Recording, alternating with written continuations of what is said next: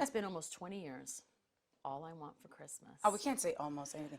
It's Been been. since it's been, but I wrote the song "All I Want for Christmas." Yes, and you need to remind people that because the kids out there have to be Well, re-educated even the sometimes. adults have no idea. Like a lot of them are like that never heard of me, and then they heard the song "All I Want for Christmas." They thought it was an older song, like from the 1950s or something that I just remade. But when I wrote and worked on my first Christmas album, which I was like, "Are you sure?" It's pretty early in my career to be doing a Christmas album, and everybody was like, "Yes, it'll be great, la la la." But never did I expect this song to do what it's done. And just because I love Christmas, the secret. They're like, "What's the secret with the holiday?" Yeah.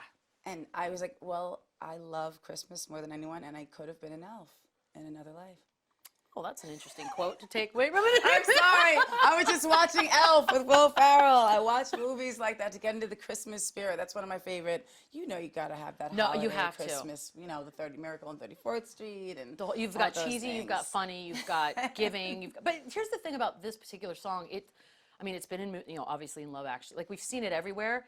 It's the one song that seems to get played everywhere and everyone likes, and I guess it's because it is so happy. Is it crazy to think about that? So happy. Here's the thing: when I wrote the song, I was sitting there. I'd never written a Christmas song before. I've been writing songs my whole life, but I am, like I said, I'm a huge Christmas fanatic. So I love Christmas, and clearly people have seen this.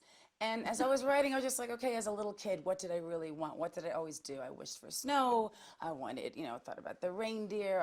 Every day, like the 12 days of Christmas, which is what we've been doing here with giving back. And so when people ask me about the song, and so many people have covered the song now, it's like, All I Want for Christmas Is You was my little attempt at just like, this is me as a kid, sort of, and I was pretty much still a kid, to have written that song, just saying any old thing, and it's so kitsch, but it's like fun. It's fun.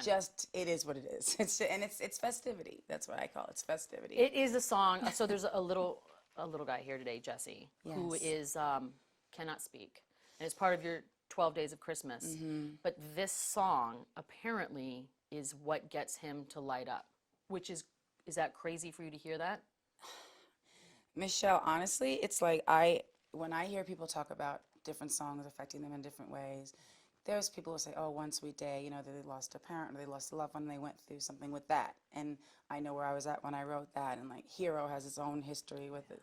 And there's certain things, and then like the songs that are more modern, but a song like All I Want for Christmas, even my little 2.5-year-old babies, they hear it. And now Miss Monroe, little Miss Monroe, as I call her, I was like, when are we going to hear sing my Christmas song? Sing my Christmas song. Oh, that's hers. It's her song now. So we've got to start giving the royalties to her. But yes, when I hear that people have been affected by the song in a positive way, what I look at it as like a backdrop for the holidays. Like, and trust me, there's so many parts I'm like, ugh, I hate that right there. Why did they make me keep that?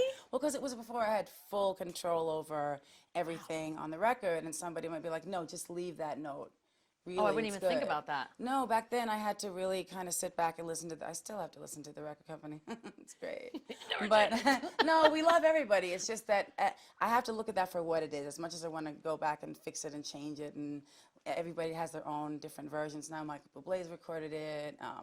CeeLo, like I said, so many different people have done it. But I feel like my little version from back then had something because I really meant it. Like, I am that. It snowed yesterday. I was like, it's snowing. You were happy. I was with Jermaine Dupri. We wrote a song called Old Santa, which I released, and that went to #1 on the, not to quote charts, but it did, 2 years ago. And I was like dragging him into the studio. I'm like, no, you understand when you write a Christmas song, it's really this amazing feeling. Because if it resonates with people every year, it becomes part of our lives. I feel like that's going to be what people remember. The idea that people are doing their version of that song is crazy, because you think Christmas album and it's like remakes of classics we're all used to, and it's bizarre now that people are redoing. It doesn't feel like that much time has passed. I don't get it. Absolutely not.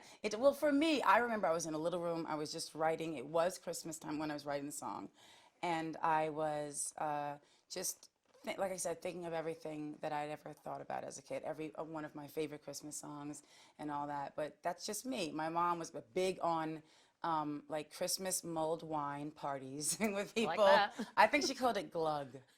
And I don't know. That's what it's called. I didn't make this up. And so she would have her friends over and they'd be singing, and I would just sit around and try and sneak some glug. I don't know if I liked it, but I might have had a sip. All right, Mom, I did. It's Okay? time to tell her.